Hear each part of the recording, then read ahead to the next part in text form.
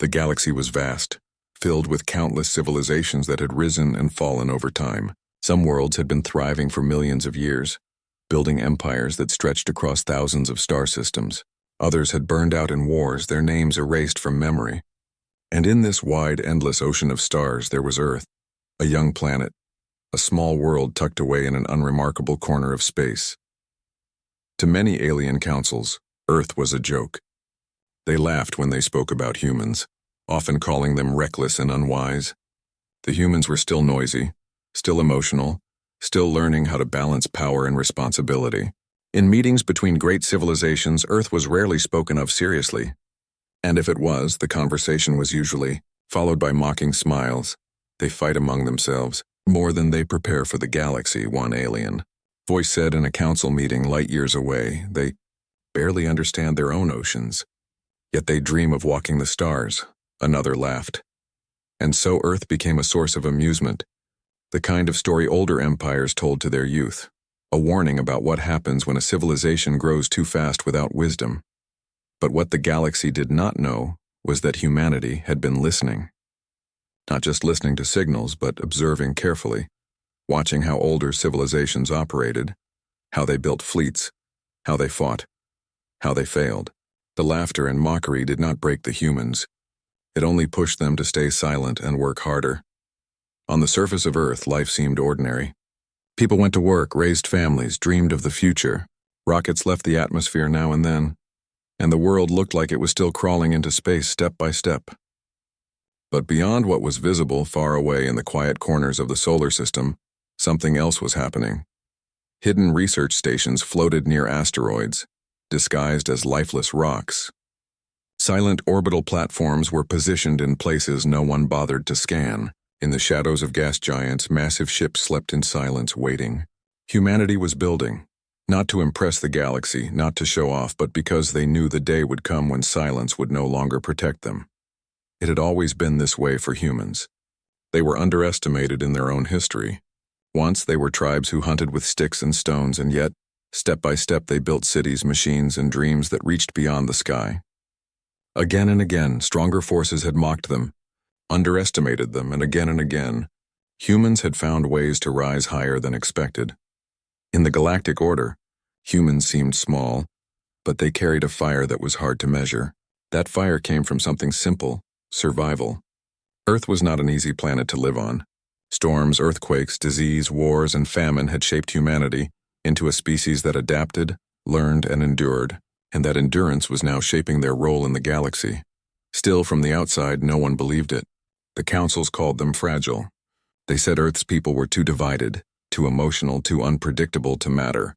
But in secret, those very traits were the reason for their strength. Humans did not think in one way. They thought in millions of ways, and those millions of voices created ideas no single empire could match. Deep inside hidden command rooms, human scientists studied alien transmissions. Every frequency, every signal, every slip of information was collected. When an alien fleet fought another empire, humanity recorded every moment. They studied how their engines failed, how their shields bent, how their weapons overloaded. No detail was too small to be ignored. While others laughed at Earth, Earth was quietly building knowledge, brick by brick, detail by detail. There was no announcement, no warning. Humanity never sent messages to boast about their progress. They let the galaxy believe the old story, that Earth was noisy but harmless. That illusion was their shield. In truth, humanity had grown far beyond what anyone suspected. But why did they stay silent? The answer was fear and wisdom. They knew the galaxy was not kind. Empires consumed weaker civilizations without a second thought. If Earth had shouted too soon, if they had shown their weapons, it would have drawn predators toward them. So they chose silence. They chose patience. Generations of scientists, engineers, and thinkers worked in secret projects. Some lived their entire lives without telling their families what they were truly building. Underground labs, orbital factories, and deep space monitoring stations were created quietly. Humanity had become experts in hiding its true self. The councils, meanwhile, kept mocking. Reports about Earth were read with half smiles. "They are still fighting about land, about resources," one alien report read. "They are not ready for the stars." What the councils didn't understand was that this very conflict, this very chaos, had sharpened humans. Every struggle had been a lesson. Every mistake had turned into a new path forward. Where other civilizations grew lazy in peace, humans stayed restless, always chasing improvement. Some alien civilizations had risen too quickly and destroyed themselves. Others had grown arrogant and refused to adapt. Humanity was different. They adapted to everything because they had to. And so while the galaxy thought Earth was a child among giants, the truth was far more dangerous. The child had been quietly studying the giants, learning where their armor cracked, where their weapons failed, where their pride blinded them. The silence of Earth was not weakness. It was strategy. Across the solar system, quiet movements took place. Cargo ships carried materials that were never reported. Satellites that appeared harmless were in fact part of a vast hidden network. What looked like simple telescopes scanning the sky were actually eyes watching every fleet that passed through nearby space. And on Earth itself, ordinary people continued their lives, never realizing that above their heads, in the emptiness of space, a silent shield was being woven. The shield was not made of arrogance nor of pride, but of preparation. The galaxy could laugh all it wanted. But humanity had learned one lesson very well. Those who laugh the loudest often never see the danger coming. Because in the end, strength did not need to shout. Real strength could stay silent until the very moment it was needed, and when that moment came, Earth would be ready. The galaxy was never quiet for long. Empires rose, empires fell, and someone was always watching for weakness. Among the most feared of all were the Draconians. Their fleet stretched across entire sectors, and their name alone could silence discussions in council halls. Wherever the Draconians arrived, destruction followed. They did not negotiate, they did not compromise, they conquered. The Draconians had destroyed dozens of civilizations before Earth ever reached the stars. They moved like shadows across space, striking fast, burning worlds, and leaving only ruins behind. Their ships were massive, armored like floating fortresses and powered by engines that roared with unnatural strength. The few survivors of their attacks described them as merciless, creatures who believed it was their destiny to dominate weaker worlds. For the Draconians, Earth was not even a challenge. When their intelligence networks reported the planet, they laughed. To them, Earth was young, fragile, and noisy, a world filled with people who still argued about land and resources, who sent rockets into orbit but had not yet stretched far into the stars. To the Draconian commanders, Earth was nothing but a stepping stone, a planet to crush before moving on to richer targets. Their fleet began its journey toward the solar system in silence.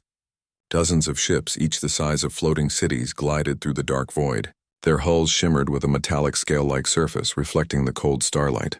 The fleet's command ship, larger than mountains, carried the Draconian war leaders who had already decided Earth's fate. Inside their chambers, they spoke without fear. Another primitive world, one said. They still breathe their planet's polluted air, another mocked. They will fall within a single cycle. They had done this many times before, so many that they no longer questioned themselves. Confidence had turned to arrogance. Every battle they fought ended the same way: flames, silence, victory. To them, Earth was not a threat. It was entertainment. But as their fleet entered the outer edge of the solar system, something strange happened. Their sensors picked up faint readings, signals that should not have been there. Small objects drifted in space, too organized to be natural, yet too quiet to be normal satellites. The Draconian scouts scanned them and laughed. Tricks of a young race, they thought. Their toys will break like glass. They did not know those toys were far more than they appeared. On Earth, hidden command rooms deep beneath mountains came alive. Operators watched screens flicker as the Draconian fleet entered range. No alarms rang in the cities above. People walked to work, children played, families lived their lives unaware of the danger. But beneath the surface, every heartbeat of the planet was focused on the fleet approaching. It wasn't fear that filled the human commanders. It was readiness. For decades, humanity had waited for this moment, training for it in silence. They knew an empire like the Draconians would eventually come. The galaxy was not kind, and predators always looked for prey. Humanity had chosen long ago not to be prey. Still, there was tension in the room. On the screens, the Draconian ships looked endless, stretching across space like a black tide. Their weapons glowed faintly, ready to strike. Their formations were tight, disciplined, practiced. They were predators moving with perfect coordination. One of the human officers whispered, "They think we're weak." Another replied, "Let them think it. They'll never see it coming." Meanwhile, the Draconians broadcasted messages across the system. Their voices were sharp, filled with arrogance. "This planet belongs to the Draconian Empire. Your resistance will be brief, and your destruction will be swift. Kneel, and your extinction will be delayed. Defy us, and your world will burn in silence." The message spread across frequencies, carried toward Earth like a warning bell. But Earth never replied. No signal came back. No desperate voice begged for mercy. The Draconians were confused at first. Most civilizations they had attacked tried to negotiate, tried to plead, or at least to curse them before the end. But Earth remained completely silent. That silence was unsettling, though the Draconian leaders laughed it away. "Perhaps they have already accepted their fate," one suggested. "Or perhaps they do not even understand the scale of what is coming," another said. Either way, they did not care. In their eyes, Earth's silence was weakness. But for humanity, that silence was strength. The less the Draconians knew, the more dangerous Earth became. Every second the fleet advanced, hidden systems were preparing. Satellite networks aligned, defense platforms powered up in the shadows of moons and asteroids, and cloaked ships drifted into striking positions. Yet the world itself continued as if nothing was wrong. Ordinary people looked at the night sky, seeing stars that seemed calm and eternal. They did not know that behind one of those distant lights, the most feared fleet in the galaxy was preparing to strike. Back on the Draconian command ship, the mood was relaxed. The leaders discussed how long Earth would last. Some said days, others hours. None believed it would take more than a cycle. They spoke about who would take command of Earth's resources after the conquest. To them, the war was already over. It had ended before it began, but they had made one fatal mistake. They had underestimated the very people they were about to face. The humans had studied them for years. Every broadcast, every battle, every pattern of their fleets had been recorded and broken down. The weaknesses the Draconians thought were invisible had already been mapped out in detail. And while the Draconians believed Earth was harmless, Earth had already prepared for their exact arrival. Inside human command centers, a single phrase was repeated like a quiet oath: "Wait for the right moment." The Draconians grew closer. Their ships broke past Neptune's orbit, then Uranus, then Saturn. Each step drew them deeper into a trap they did not even know existed. Their arrogance kept them blind, their laughter kept them careless, and their confidence pushed them forward without caution. To them, Earth was prey. To Earth, they were the test humanity had been waiting for. The countdown had already begun. The Draconian fleet cut through the solar system like a dark storm. Their ships moved in tight formation, engines glowing faintly against the blackness of space. Each ship carried weapons powerful enough to destroy a continent. Together, they were a wall of firepower, unstoppable and merciless. For them, the journey was routine. They had done this many times before. A new world, a weaker race. A fleet that arrived without warning and erased everything in its path. It was the Draconian way, swift, overwhelming, final. But this time, something was different. As they passed Saturn's rings, their scanners picked up faint signals again. Small satellites, tiny machines drifting through the void. Some looked like fragments of rock, others like debris from past missions. But there were too many of them, too neatly placed to be natural. Their commanders dismissed it. Tricks of a young race. Nothing to worry about. Yet even as they laughed, those small objects were already watching them. Every move, every engine flare, every formation adjustment was being tracked with precision. On Earth, deep underground, the command centers were calm. Walls lined with screens showed every detail of the Draconian fleet. Operators spoke in quiet voices, passing information from one console to another. No shouting, no panic. The room moved with the steady rhythm of a heartbeat. The silence inside was heavy. Everyone knew what was coming, yet no one rushed. They had trained for this moment. They had waited years for it. "Range closing," one operator whispered. "They've crossed Jupiter's orbit," another replied. The commander at the center of the room gave only a single nod. There were no speeches, no fiery declarations. Humanity's strategy was not about noise. It was about silence. In space, the Draconian ships lit up the dark like moving stars. Their size was overwhelming, cities drifting through the void armed with weapons that had destroyed dozens of civilizations. But hidden in the shadows of asteroids and moons, humanity's defenses were waiting. Platforms disguised as lifeless rocks powered up quietly, their systems aligning with the fleet's path. Cloaked drones drifted closer, invisible to Draconian sensors. Still, Earth sent no warning, no demand for peace, no threats of retaliation. The Draconians expected at least some resistance, maybe a desperate message begging for mercy. But they heard nothing. The silence from Earth was unnerving. Perhaps they are too frightened to speak, one Draconian officer said. Or perhaps, another replied, they are too foolish to realize what is coming. But deep down, a quiet discomfort began to grow among them. The silence felt unnatural, too deliberate. As the fleet reached Mars, the Draconians prepared their weapons. Beams capable of burning cities to ash powered up. Missiles the size of towers slid into launch positions. Their commanders grinned with sharp teeth. The conquest would be quick, almost boring, and yet, the silence continued. Back on Earth, families sat around dinner tables, children played in parks. People looked up at the night sky without knowing what was approaching. The ordinary rhythm of life went on untouched. Above them, however, invisible guardians moved into place. The order was simple. Do not strike first. Do not reveal anything until the right moment. That was humanity's greatest weapon, patience. For hours, the Draconian fleet advanced without challenge. They expected at least a swarm of fighter ships or maybe primitive nuclear missiles launched in desperation. But the space between Earth and Mars remained quiet. Too quiet. Some Draconian scouts grew uneasy. Why is there no resistance? They asked.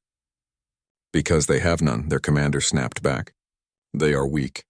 Do not mistake silence for strength. But on Earth, silence was strength. In orbit around the moon, massive human-built structures powered up slowly, their systems masked from Draconian sensors. These stations were not simple satellites. They were the heart of Earth's defense, a hidden shield that the galaxy had never seen before. And then came the moment. The Draconians reached striking distance of Earth, their weapons locked onto the planet, targeting major cities, defense grids, and communication centers. The command was about to be given. One word, and fire would rain down on Earth. But before they could act, something unexpected happened. Their systems flickered. Navigation screens glitched for a fraction of a second. Power levels dipped. It was subtle, almost invisible, but it spread across the fleet. A silence within the silence. The Draconians growled in frustration. What is happening? Adjust the systems. But the truth was simple. Earth had already struck. Not with missiles, not with beams of fire, but with something far quieter. Invisible attacks that slipped through the void without a sound. Precision strikes aimed not at the ship's armor, but at their hearts, their systems, their controls, their engines. The operators in human command rooms did not cheer. They did not celebrate. They simply continued their work. One by one, targets were confirmed. One by one, commands were executed. Outside, the Draconian fleet still looked perfect, still massive, still unshaken. But inside their ships, chaos began to grow. Engines refused to respond. Weapons froze in mid-charge. Entire control rooms filled with alarms. The commander shouted, demanding answers, but their voices were drowned by silence. The silence of systems shutting down without warning. And yet no explosions filled space. No fiery battles lit up the void. Humanity's weapons did not roar. They whispered. They cut quietly like a knife through the dark. For the Draconians, it was terrifying. They had expected noise, resistance, desperation. Instead, their fleet was being dismantled piece by piece without a single sound. On Earth, the command center remained calm. Every operator focused, every move precise. They had waited too long, worked too hard to let emotion control them now. The commander finally spoke, his voice low but steady. They never understood. Strength does not shout. And with those words, humanity continued its silent response. The Draconian fleet had come to burn a world. But now, for the first time in their history, they were the ones trapped in silence. The trap had been sprung. The Draconian fleet had entered the solar system with pride, certain that Earth would fall within hours. Their ships were giants, Armored fortresses drifting through the dark, each carrying enough firepower to wipe out continents. They had never lost a battle, never once failed to crush a weaker civilization. But now something was happening that they had never imagined. One by one, their systems were failing. At first, the commanders thought it was a small error, a minor fault in their networks. They barked orders to their engineers, demanding quick repairs. But the silence of their machines gave them no answers. Weapons froze mid-cycle. Engines stalled. Their massive communication arrays blinked off. And when they tried to restart them, nothing responded. The fleet still looked perfect from the outside, glowing faintly under the light of distant stars. But inside, chaos was spreading. Control rooms filled with warning lights. Officers shouted over each other, their voices filled with disbelief. It wasn't just one ship. It was all of them. Something was taking them apart, not with fire, not with explosions, but with silence. On Earth, the command centers remained steady. Operators continued their work as if it were an ordinary day. No one celebrated. No one raised their voice. Every action was careful, deliberate, precise. Humanity had spent decades preparing for this moment. They knew exactly what to do. On the screens, the Draconian fleet was displayed like a chessboard. Each ship was marked, every weakness already mapped. With quiet commands, the operators struck again and again. Their weapons weren't loud. They didn't light up the skies. They simply erased. A massive Draconian warship near the edge of the formation shuddered.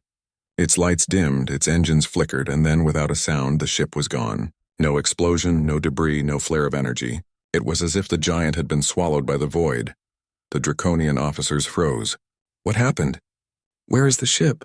Scanners searched desperately, but there was nothing left to find. The vessel had not been destroyed, it had been erased.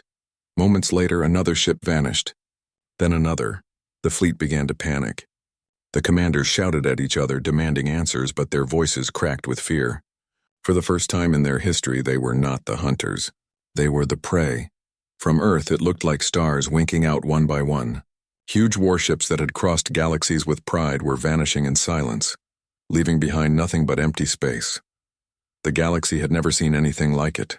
Across distant networks, alien civilizations that had been monitoring the invasion were now silent too. Councils that once mocked Earth stared in disbelief as the most feared fleet in known space was being erased without a sound. Some couldn't believe it. "It's impossible," they whispered. Others felt chills run through them. How can a young world do this? But the evidence was clear. The Draconian fleet was falling apart, not in fire, but in silence. On the Draconian command ship, the largest of them all, the panic was unbearable. Officers screamed as their systems collapsed one after another. Their maps showed their fleet shrinking as ships vanished from existence. "They're not destroying us," one officer gasped. "They're unmaking us." Fear spread through even the most hardened warriors. They had come expecting an easy victory, a conquest that would be remembered as routine. Instead, they were trapped in a nightmare they couldn't understand. And still Earth said nothing. No message, no declaration, no sound. Only silence. It was this silence that broke the Draconians more than the attacks themselves. They had fought enemies who shouted, who resisted, who begged for mercy. But Earth gave them nothing. The humans moved like shadows, striking without words, leaving the fleet to crumble into nothingness. Back on Earth, ordinary people lived their lives unaware of what was happening above them. Children played, people walked under city lights, families sat together. They did not know that their world was seconds away from destruction, and seconds away from the greatest victory in its history. Humanity's silence protected them all. More Draconian ships vanished. The massive fleet that once darkened space was thinning fast. Their commanders, once arrogant, were now desperate. They tried to fire blindly, unleashing beams of energy into empty space, hoping to hit something, anything, but there was nothing to strike. Their weapons cut through the dark, hitting nothing but silence. Their pride crumbled. For the first time, the Draconians knew what fear truly felt like. As the final moments arrived, the command ship itself began to fail. Its systems flickered, its engines sputtered, and its weapons locked down. Officers tried to run, but where could they go? Their ship was already unraveling, its presence fading into nothingness. One by one, the lights went out. Then the entire ship was gone, the fleet was finished. Above Earth, space was quiet again. No wreckage floated, no flames burned. It was as if the Draconians had never been there at all. In the human command center, the screens slowly cleared. Targets vanished not because they had escaped, but because they no longer existed. The operators sat in silence for a long moment, taking in the weight of what had just happened. Then the commander spoke softly. "It's over." There were no cheers, no celebrations. Humanity had won not with noise but with silence. Far across the galaxy, the news spread like wildfire. Civilizations that once mocked Earth now trembled. The Draconians had been unstoppable for centuries, feared by all. And yet Earth, a young world underestimated and ignored, had erased them without a sound. The laughter of the councils was gone. In its place was respect and fear. For humanity, the victory was not just survival. It was a message. The galaxy would no longer see Earth as a child to be mocked. They would see it as something far more dangerous, something that did not need to roar to be strong. The Draconians had come with fire. They had left with nothing, and the silence of Earth would echo across the stars forever. The battle was over before most people on Earth even knew it had begun. The Draconian fleet, once the most feared armada in the galaxy, had disappeared without a trace.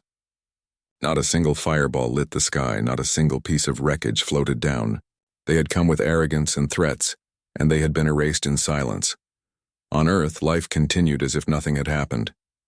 People woke up in the morning, brewed their tea or coffee, and headed to work. Children went to school. Streets filled with cars, markets buzzed with voices, and laughter echoed in parks. The world remained blissfully unaware that the greatest threat in its history had just been removed like dust swept from a table. In secret command centers, however, the mood was different. Screens that once glowed with hundreds of red markers were now clear. The operators leaned back in their chairs, some sighing in relief, others just staring quietly. The tension of years had been released in a single night of silence. For the commanders, the victory was not only a triumph of strategy, it was proof of something deeper. Humanity had been mocked, underestimated, even ignored by the galaxy. But now, with one single silent strike, the balance had shifted forever. And then came the question, what now? The Draconians were not just another empire. They were a symbol of fear across countless civilizations. Every world knew their name, every council had whispered of their power. If Earth had destroyed them, the galaxy would not stay silent. The leaders of Earth debated. Some wanted to remain hidden, to let the galaxy wonder, to keep humanity's true power in the shadows. Others argued that silence alone was dangerous, that the galaxy would need to know the truth, otherwise rumors would twist the story. Finally, a decision was made. A message would be sent. Not to boast, not to frighten, but to make one thing clear. Humanity did not seek conquest, but it would never again be mocked or underestimated. The message was simple. Just a few words broadcast on every major channel, carried across the networks of stars. We seek peace, but mock us at your peril. The words spread like fire through the galaxy. Councils gathered in hushed chambers, their faces pale. For centuries, the Draconians had been the storm that no one could stop.